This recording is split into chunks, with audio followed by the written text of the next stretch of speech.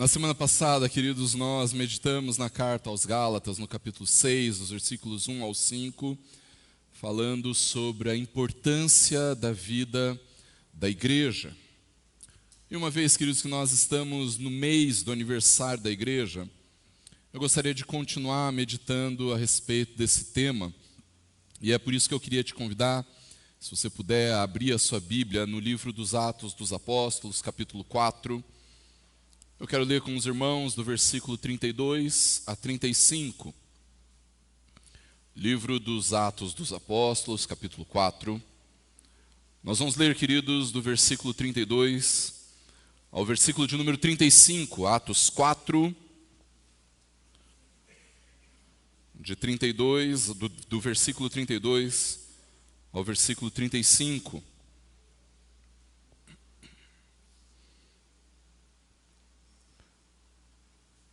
A palavra do Senhor, queridos, em Atos capítulo 4, do 32 ao 35, nos diz assim: da multidão dos que creram, era um o coração e a alma. Ninguém considerava exclusivamente sua nem uma das coisas que possuía, tudo, porém, lhes era comum. Com grande poder, os apóstolos davam testemunho da ressurreição do Senhor Jesus, e em todos eles havia abundante graça. Não havia nenhum necessitado entre eles, porque os que possuíam terras ou casas, vendendo-as, traziam os valores correspondentes e os depositavam aos pés dos apóstolos. Então, se distribuía a cada um, conforme a sua necessidade. Vamos orar? Deus, em nome de Jesus, Pai, nós louvamos o Senhor pela Tua palavra e nós pedimos para que o Senhor, na Tua graça, fale aos nossos corações e que nós sejamos impactados pela verdade ao termos nosso coração desnudado diante do Senhor. Pai, por favor, tenha misericórdia de nós. Nós precisamos ouvir a Tua voz, precisamos ser curados, tratados e clamamos para que pela pregação da Tua palavra e pela operação do Teu Espírito, nós sejamos verdadeiramente transformados pela Tua palavra. Opera com graça, Deus, nós necessitamos do Senhor, necessitamos da Tua voz para sobrevivermos, para vivermos, nós precisamos do Senhor e de ouvirmos a Tua voz. Por isso, fala conosco, é o que nós te pedimos em nome de Jesus. Amém. Eu tenho certeza que nem de longe eu sou o cristão mais experiente aqui. Nós temos irmãos com muito mais tempo de caminhada com Jesus do que eu tenho de vida, talvez. No entanto, queridos, ao longo da minha caminhada cristã, eu conheci vários tipos de igrejas. Igrejas grandes, igrejas pequenas, igrejas médias, que não entra nem na categoria de grande nem de pequena. Eu conheci igrejas de interior, igrejas em cidades pequenas. Eu conheci igrejas em cidades grandes. Igrejas que estavam cheias de atividade, algumas delas até contaminadas pelo ativismo. Mas eu conheci também igrejas que estavam completamente estagnadas, estáticas, que não se moviam para nada. Mas a verdade, queridos, é que quando eu leio o texto de Atos, capítulo 4, dos versículos 32 a 35, o texto que nós acabamos de ler, queridos, é impossível não perceber o quanto nós, a Igreja de Jesus, estamos longe da realidade que nos é apresentada num texto como esse. É impossível ler esse texto, irmãos, e não ficar impactado por aquilo que a palavra do Senhor nos diz. O que esse texto nos conta, queridos, é que a igreja de Atos vivia uma postura extremamente ou completamente, absolutamente radical diante da sociedade na qual eles estavam inseridos. A igreja mostrava completamente a sua distinção, a sua diferença a respeito de qualquer outro tipo de comunidade do seu tempo. Havia na igreja de Atos um compromisso radical de viver tudo aquilo que o Senhor Jesus havia ensinado.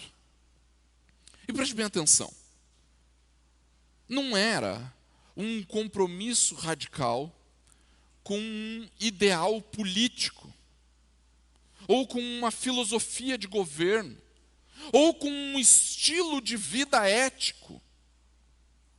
Não era também um compromisso com uma visão econômica de sociedade. Eles estavam vivendo radicalmente a vida de amor que Jesus tinha ensinado.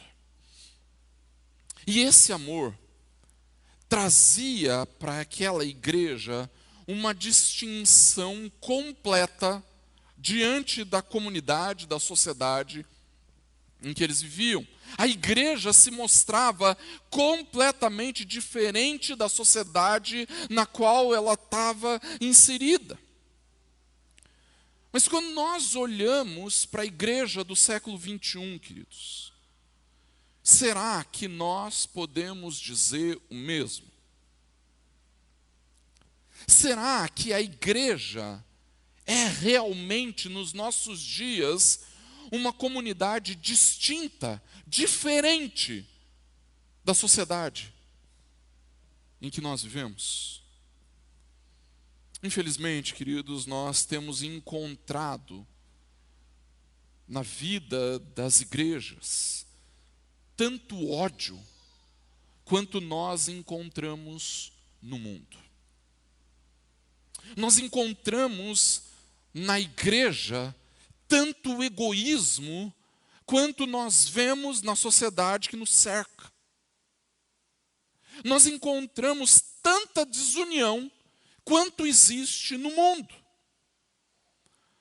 No entanto, irmãos, se nós fôssemos um pouco mais radicais com aquilo que nós aprendemos na palavra, eu acredito que nós seríamos muito mais dedicados a essa vida como igreja. Se nós fôssemos um pouco mais radicais com aquilo que nós ouvimos e vimos em Jesus, então nós seríamos efetivamente distintos, diferentes do mundo em que nós vivemos. No texto que nós acabamos de ler, queridos, nós vemos que existia um compromisso radical em ser igreja, em ser essa comunidade do amor, um compromisso radical em ser diferente do mundo em que eles estavam inseridos. Nessa passagem, irmãos, nós aprendemos sim um pouco mais sobre a igreja, sobre como nós deveríamos viver. E eu quero aprender junto com você como precisa ser a nossa vida numa comunidade distinta. Em primeiro lugar, queridos, a vida numa comunidade distinta, numa comunidade diferente do mundo, precisa ser marcada. Esta vida que nós vivemos como igreja precisa ser marcada por um compromisso com a unidade. O primeiro versículo que nós lemos, o versículo 32, começa dizendo: da multidão dos que creram, era o coração e a alma. Perceba que o evangelista Lucas começa o seu relato, queridos, falando a respeito de uma multidão de crentes. A gente tem a tendência, irmãos, de achar que aqui no início da igreja do Novo Testamento se tratavam assim de uma dúzia de pessoas cercadas ali pelos apóstolos ou por alguns poucos familiares. Mas, irmãos, sabem quantas pessoas tinham na igreja daqueles dias? Pelo menos 3.000 pessoas. Era uma multidão. Era muita gente. Mas, pastor, por que é tão importante dizer que eram uma multidão? É fácil da gente entender. É importante que Lucas nos diga que se tratava de uma multidão, queridos, em primeiro lugar, porque é muito mais fácil a gente provar de unidade entre meia dúzia de amigos do que entre uma multidão de 3.000 pessoas, não é verdade? É muito mais fácil a gente manter um compromisso com a unidade entre amigos que se reúnem numa tarde de sábado para tomar sorvete, do que numa multidão com pessoas tão diferentes umas das outras, com histórias tão diferentes, com filosofias de vida tão diferentes. No entanto, queridos, se existe nessa multidão uma unidade de coração e alma, queridos, então nós precisamos perceber que essa unidade é resultado de uma ação espiritual na vida da igreja. É resultado de uma ação do Espírito na comunidade, queridos. Uma comunidade diferente, uma comunidade distinta da sociedade, precisa se desenvolver e desenvolver um compromisso com a unidade, porque nós somos a comunidade do Espírito, a comunidade de Cristo. Irmãos, nós somos guiados, transformados, moldados, inspirados pelo Espírito Santo. É necessário viver em unidade. Mas não é só isso, irmãos. Esse compromisso com a unidade também conduzia a igreja do primeiro século a uma realidade maravilhosa, queridos. Lucas nos conta que era uma multidão para nos ensinar uma coisa muito importante sobre a essência da igreja. A igreja do século XXI tem se tornado conhecida por uma característica bastante peculiar. De um lado, queridos, nós vemos as igrejas imensas com 3.000, 5.000, 20.000 membros. E de outro lado, nós vemos as igrejas menores, 20, 30, 50 membros. E quando nós olhamos para essas duas realidades, nós vemos as igrejas imensas que, com raríssimas exceções, não conseguem fazer com que os seus membros desfrutem da unidade e daí com isso acabam não conseguindo viver todos os benefícios que a vida como igreja podem trazer. E enquanto isso, as igrejas menores batem no peito, se orgulham quando dizem: nós não nos importamos com números. O que eu quero é qualidade, não é quantidade. E aí, com raríssimas exceções, acabam não provando de crescimento. Mas, irmãos, percebam que a igreja de Atos se importava com números. Irmãos, Lucas vai dizer no seu relato, ele faz questão de mencionar que tinham se convertido 3.000 pessoas. Se números não são importantes, por que Lucas fez questão de registrar isso? Queridos, isso precisa ensinar para nós que tamanho não tem absolutamente nada a ver com unidade. Unidade não está relacionada com o tamanho da igreja. A unidade está relacionada com uma confissão. Você prestou bem atenção no texto que nós lemos? Da multidão dos que creram.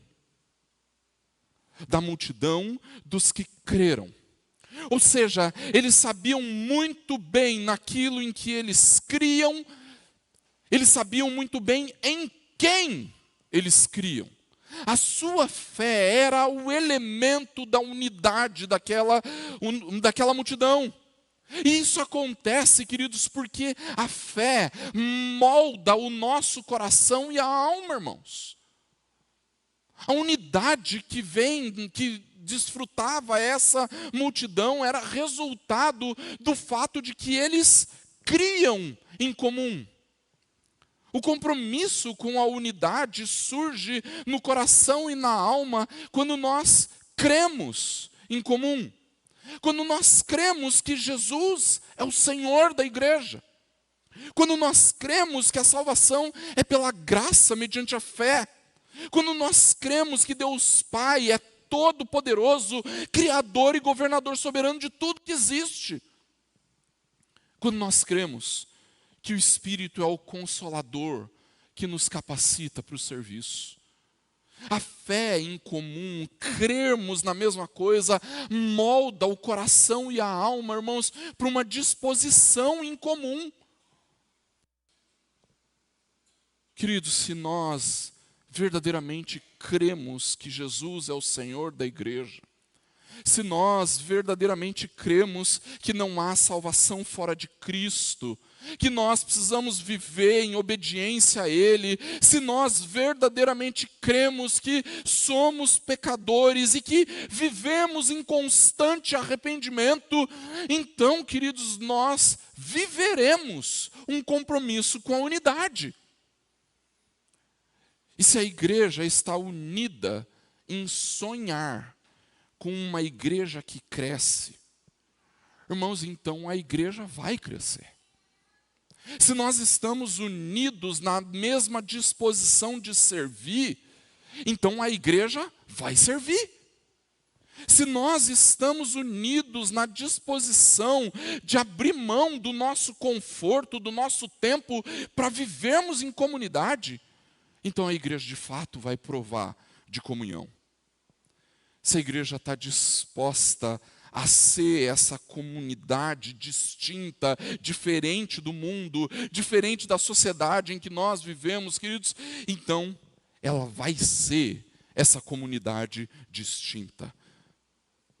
Porque nós cremos em comum, nós cremos em comunhão. Da multidão dos que creram, era um o coração e a alma.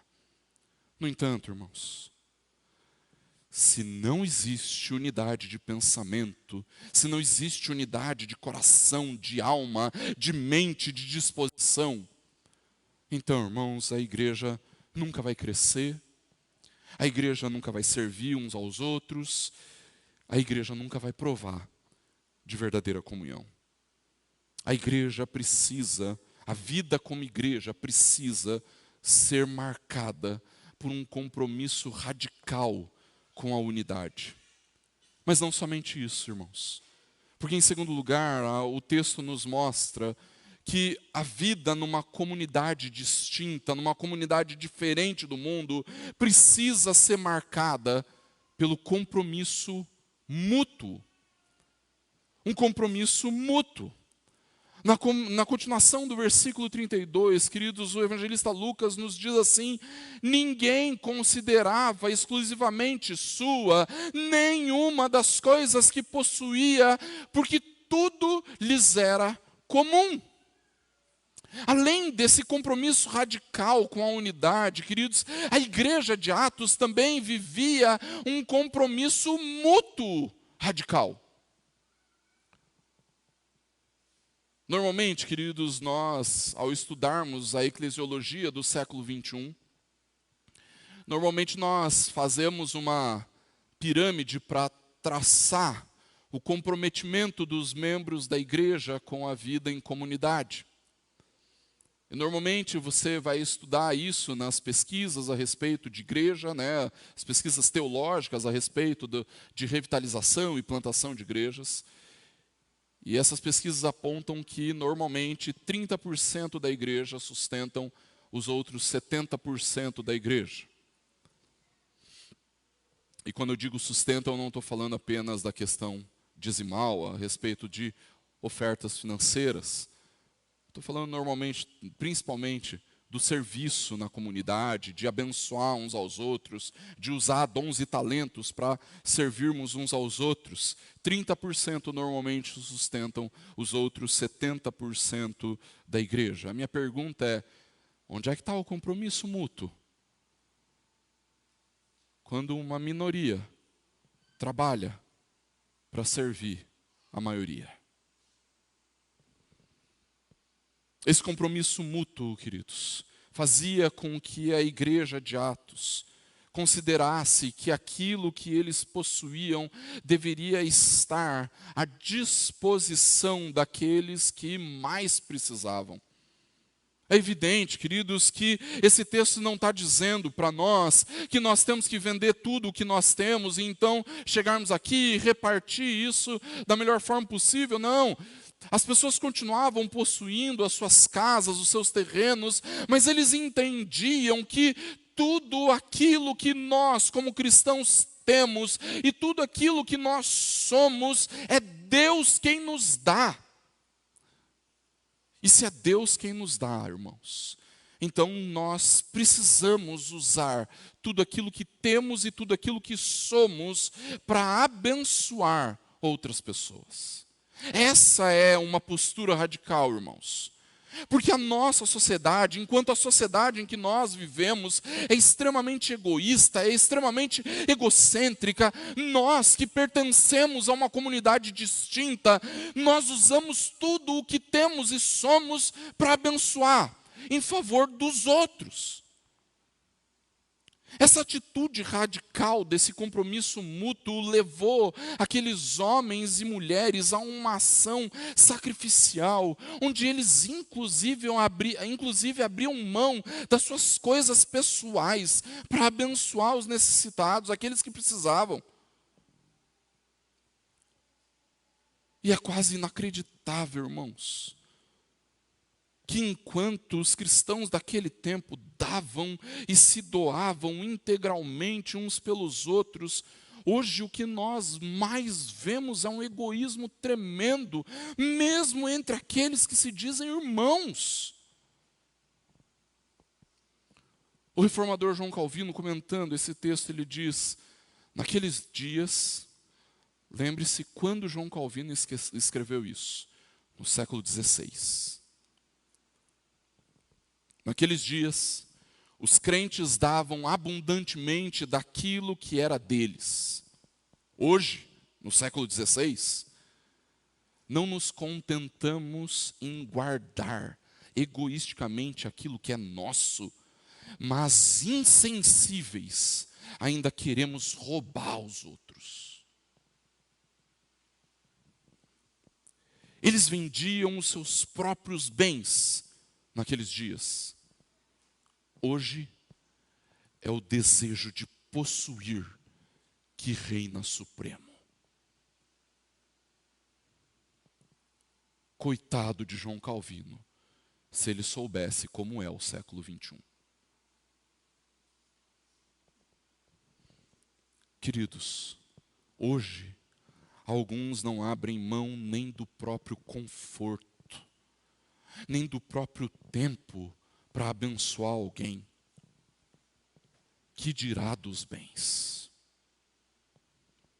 Se nós queremos viver numa comunidade distinta do mundo, em favor do mundo, queridos, então nós precisamos ter um compromisso mútuo radical, um compromisso mútuo real.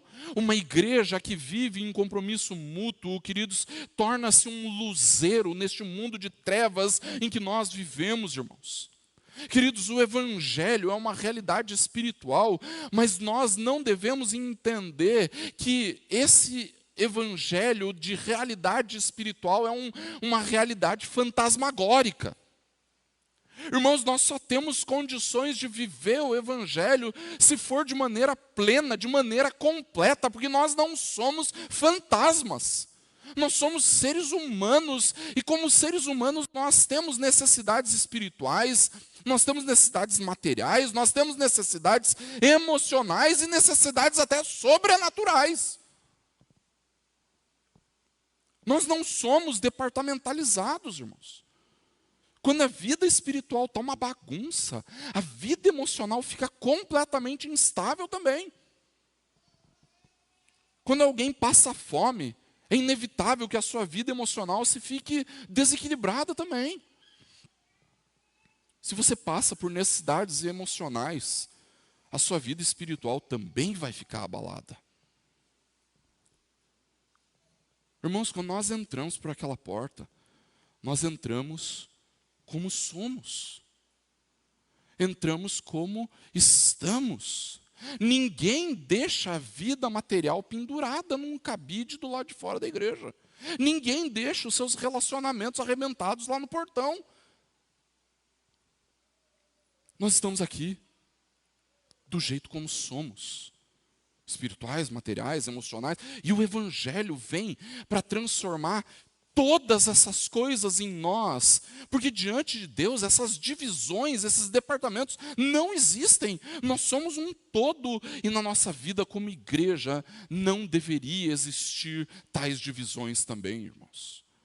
Nós não somos uma comunidade de fantasmas. Quando nós entramos para essa comunidade distinta, nós fazemos isso como seres humanos, não como seres angelicais cuja única necessidade é ir para o céu. Como igreja, queridos, nós precisamos nos ocupar em atender às necessidades uns dos outros. É por isso, queridos, que quando nós nos convertemos, nós passamos a ter uma vida em comum. Nós cremos em comum e passamos a desfrutar da vida em comum. Tudo isso porque nós temos um compromisso mútuo radical. Mas em terceiro lugar, irmãos, a vida numa comunidade distinta precisa ser marcada pelo compromisso com o testemunho. No versículo 33, o evangelista Lucas nos diz: com um grande poder, os apóstolos davam testemunho da ressurreição do Senhor Jesus. E em todos eles havia abundante graça. Queridos, nós não podemos pensar que a vida da igreja é apenas marcada pela unidade. Nós não podemos pensar que a vida como igreja é marcada apenas pela mutualidade. Se o nosso compromisso mútuo fosse a unidade, então, irmãos, eu garanto para você que era muito mais fácil abrir um clube.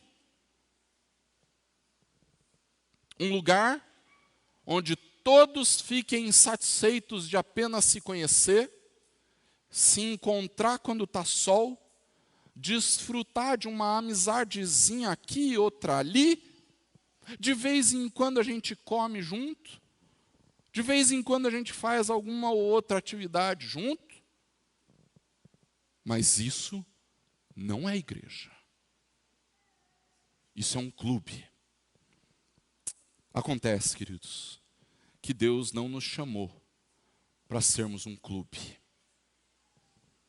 Jesus não nos salvou para sermos um clube.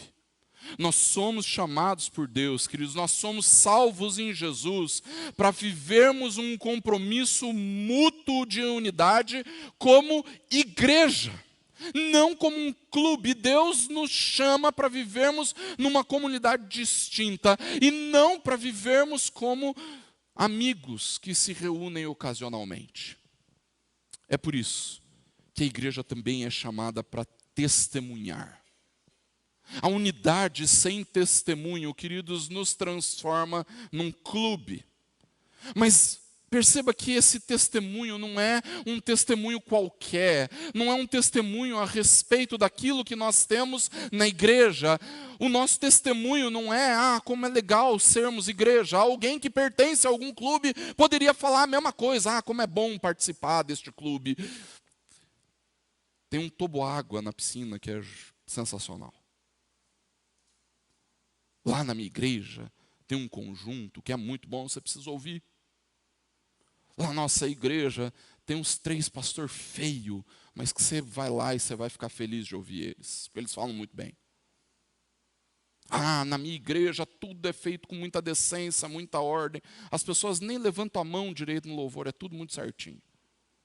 Para bater palma é um sacrifício, então. Você precisa ver a minha igreja como é. Lá é uma beleza. Cheia de gente bonita e descolada. Esse é o testemunho da igreja, irmãos. Esse é um testemunho de um clube. Porque o testemunho da igreja é um testemunho a respeito da ressurreição do Senhor Jesus.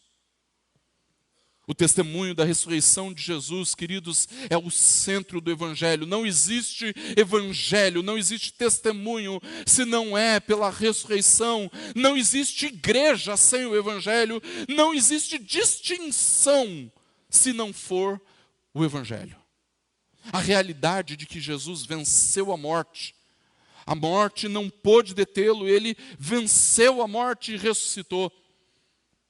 E é exatamente o testemunho da ressurreição de Jesus, queridos, que vai estabelecer a nossa unidade. É o testemunho da ressurreição de Cristo que estabelece o que nós temos, que estabelece que nós temos um compromisso mútuo de amor, irmãos. Sem o testemunho não existe unidade, porque o que nos une, irmãos, é Jesus. Nós não estamos unidos porque nós frequentamos o mesmo lugar ou porque nós moramos na mesma cidade. Tem gente aqui que nem mora na mesma cidade. A nossa unidade depende do testemunho da ressurreição de Jesus. O testemunho da ressurreição de Jesus era fundamental para aquelas pessoas do Novo Testamento, irmãos. E precisa ser fundamental para nós também. Tudo o que nós vivemos, irmãos, é consequência do fato de que nós cremos no testemunho dos apóstolos, de que Jesus morreu para pagar o preço do nosso pecado e ressuscitou para a nossa justificação. É essa verdade que nos motiva a todo o resto, irmãos.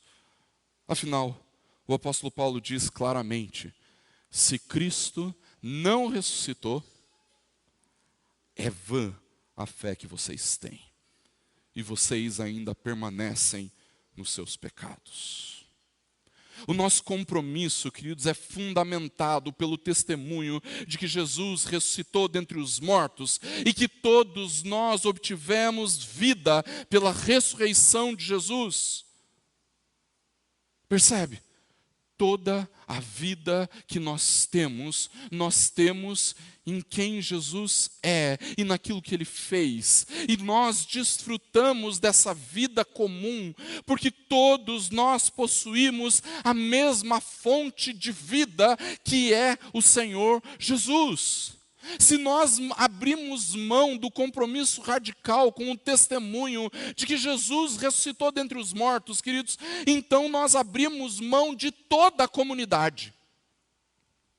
É por isso, queridos, que por mais dolorido que seja, alguém que começa a viver de uma forma completamente negligente, sem se importar com a verdade do testemunho, em desobediência à palavra, precisa sim ou se arrepender ou ser retirado da vida da igreja. Porque nós não podemos abrir mão do testemunho dos apóstolos. Jesus ressuscitou dentre os mortos e a vida que temos, a temos no fato de que Cristo ressuscitou dentre os mortos. Se alguém começa a viver de forma a ignorar o testemunho de que Jesus ressuscitou dentre os mortos e que por causa disso Ele nos deu uma nova vida, então esse alguém está destruindo a distinção dessa comunidade. E para o bem da comunidade, essa pessoa precisa se arrepender. Ou então, ser excluída da comunidade. No entanto, se todos estiverem vivendo a realidade do testemunho da ressurreição do Senhor Jesus, que os apóstolos pregavam, então, queridos, todos vivem conscientes da abundante graça que é derramada sobre nós. Nós vivemos em arrependimento constante, nós vivemos em contentamento com a vida que o Senhor tem nos dado, nós vivemos com o desejo de servirmos uns aos outros, mas perceba um detalhe desse texto, irmãos. Lucas nos diz que os apóstolos davam testemunho da ressurreição do Senhor, mas eles faziam isso de uma maneira específica, bem específica. Você reparou? Lucas nos diz: com grande poder. E em todos eles havia abundante graça. A pregação, queridos, o testemunho da ressurreição do Senhor era poderosa, irmãos. A demonstração do poder de Deus era efetiva na vida da igreja, irmãos. Se nós continuarmos a ler o livro dos Atos dos Apóstolos, irmãos, nós seremos obrigados a reconhecer que o poder da igreja tem se tornado extremamente relativizado nos nossos dias. Isso porque enquanto no primeiro século nós vemos as pessoas sendo curadas, os mortos ressuscitando, nós vemos milagres sendo operados na vida da igreja, queridos, por causa do testemunho do Evangelho. Nós olhamos para a igreja do século 21 e nós simplesmente nos contentamos com uma pregação bem organizada, com uma liturgia decente, com uma aula bem ministrada. Nós nos contentamos com o louvor sendo bem tocado, com uma sociedade interna funcionando de maneira adequada. A pergunta, irmãos, é onde foi parar o poder da igreja? João Calvino, comentando o texto, diz: o zelo na pregação era tão forte que eles foram revestidos de um poder especial. A graça abundante que havia na vida da igreja estava relacionada com o exercício dos dons praticado por toda a comunidade, irmãos. Queridos, diante do mundo que nós vivemos, nós precisamos sim clamarmos por um revestimento de poder na vida da igreja. Para que o nosso testemunho seja eficaz, nós precisamos do poder de Deus que está disponível para a igreja em Cristo, queridos. Uma comunidade distinta, assim como é a igreja do Senhor, precisa viver a realidade do testemunho do Evangelho. E para isso, queridos, nós precisamos do poder de Deus sendo manifesto na vida da igreja. Mas, em último lugar, irmãos, a vida numa comunidade distinta precisa ser marcada por um compromisso com o serviço. Lucas continua o relato nos versículos 34 e 35, dizendo: não havia nenhum necessitado entre eles, porque os que possuíam terras ou casas, vendendo-as, traziam os valores correspondentes e os depositavam aos pés dos apóstolos. Então, se distribuía a cada um conforme a sua necessidade. A vida como igreja não pode ser apenas feita de unidade, apenas de mutualidade, apenas de testemunho. Uma comunidade distinta da sociedade, queridos, também é marcada pela sua dedicação no servir. No Evangelho, conforme João nos escreveu, capítulo 13, versículo 35, Jesus diz que nós somos reconhecidos pelo amor demonstrado uns pelos outros. Irmãos, se nós devemos amar uns aos outros, e esse amor precisa ser demonstrado, esse amor precisa ser exibido em atos de amor. E quando eu falo sobre amor, você me conhece. Eu não estou falando de, meu amado, querido, né? Eu te amo em Cristo, e beijinhos para lá e beijinhos para cá. Por favor, evitem. Não é um amor romântico, queridos. É um amor que se doa. É um amor que se entrega. A gente sabe de cor, João 3,16, né? Deus amou o mundo de tal maneira que deu o seu Filho unigênito para que todo aquele que nele crer não pereça, mas tenha vida eterna. Mas a gente esquece de 1 João 3,16. Nisto conhecemos o amor. Jesus Cristo deu a sua vida por nós. E nós devemos dar a nossa vida pelos nossos irmãos. Queridos, nós devemos amar uns aos outros. E esse amor precisa ser mostrado. Precisa ser exibido em atos de amor. esse amor da unidade, esse amor da mutualidade, esse amor do testemunho, precisa ter efeitos externos, irmãos. Essa comunidade distinta precisa demonstrar que ama, precisa colocar para fora o seu amor. E eu queria evitar fazer uma analogia com amor romântico, mas eu vou fazer. Eu e a Marion nos casamos em setembro de 2009.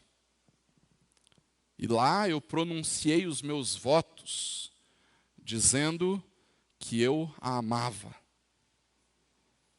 Desde então, eu nunca mais disse para ela que eu amo ela. Por quê? Eu já disse uma vez. Não precisa ficar repetindo, né? A gente age igualzinho como igreja, queridos. A gente um dia, na nossa profissão de fé, nós falamos do nosso compromisso com a igreja, nós falamos que amamos essa comunidade, e a gente nunca mais demonstra isso.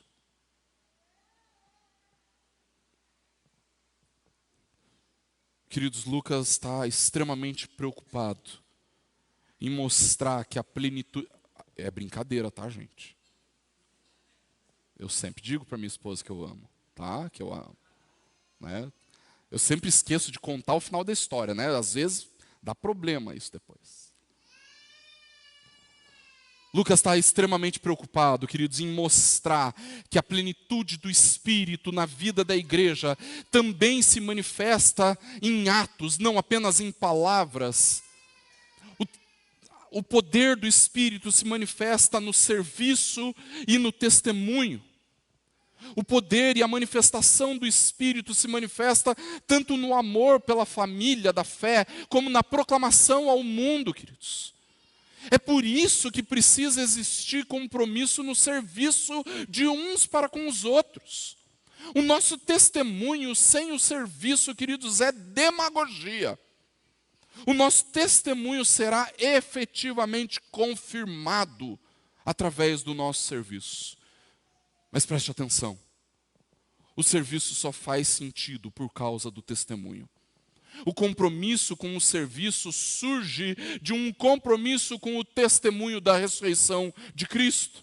Se nós fôssemos uma comunidade apenas para servirmos, nós nos chamaríamos ONG, ou uma associação beneficente. Mas nós somos a igreja de Jesus, irmãos. Deus não nos chamou para sermos uma associação, Jesus não nos salvou para sermos uma ONG, nós somos chamados por Deus e salvos por Jesus para sermos igreja.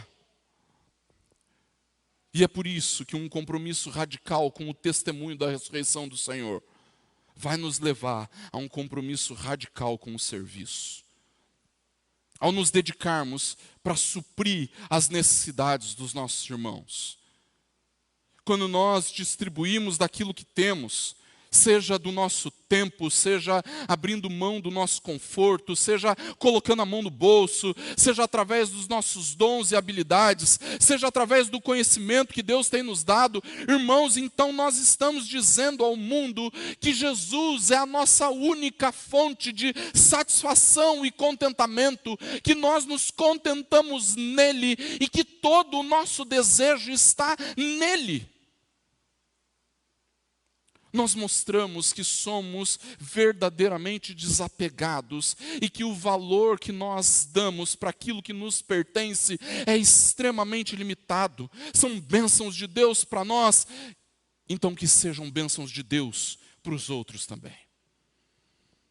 Mas se nós continuamos tão apegados às nossas coisas, aos nossos bens, ao nosso conforto, ao nosso tempo, então é porque essas coisas, na verdade, são ídolos para nós.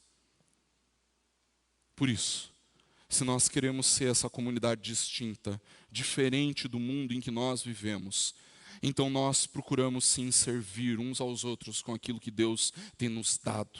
se nós somos chamados para vivermos nessa comunidade diferente, chamada igreja, em favor, inclusive, do mundo onde nós vivemos, então nós precisamos viver um compromisso radical com o serviço. Concluindo, queridos, o Evangelho transforma toda a nossa vida, irmãos. Transforma o nosso coração, transforma a nossa mente, transforma os nossos relacionamentos, transforma tudo em nós. Transforma o nosso relacionamento com Deus, transforma o nosso relacionamento conosco mesmo, transforma o nosso relacionamento com as pessoas à nossa volta. E é exatamente por isso, queridos, que se nós somos pessoas impactadas e transformadas pelo poder do Evangelho, então nós precisamos viver de uma maneira distinta daqueles que não conhecem o Evangelho, irmãos. Não por soberba, não por arrogância, não por uma pretensa moralidade. Nós somos uma comunidade distinta do mundo, em favor deste mundo. É justamente para que nós sejamos abençoadores no mundo em que nós vivemos, que nós precisamos ser diferentes do mundo em que nós vivemos. Se nós queremos edificar entre nós, irmãos, uma comunidade distinta, então, queridos, nós precisamos viver uma vida marcada pelo compromisso com a unidade, pelo compromisso mútuo, pelo compromisso com o testemunho da ressurreição do Senhor e pelo compromisso com o serviço. Mas entenda, essa não é uma responsabilidade de um grupo de pessoas, dos líderes da igreja, do conselho, dos pastores da igreja, da junta diaconal, dos líderes de sociedade internas, dos departamentos. Esse não é um compromisso, uma responsabilidade de 30% da igreja. Essa responsabilidade é de todos nós, irmãos, de toda a igreja. Olhando para a sua vida como igreja, o que você acha que precisa mudar para que nós sejamos, de fato, uma comunidade distinta do mundo? Certamente você vai falar, o PH podia ser assim. A SAF devia ser assado. O conselho devia pensar nisso. A junta diaconal devia fazer isso. A escola dominical devia ser assim. A pergunta é, onde você precisa mudar para que a nossa igreja seja efetivamente uma comunidade distinta do mundo em que nós vivemos. Que o Senhor fale ao seu coração e que assim o nosso Deus nos abençoe. Amém. Feche seus olhos, abaixe sua cabeça. Eu quero orar com você.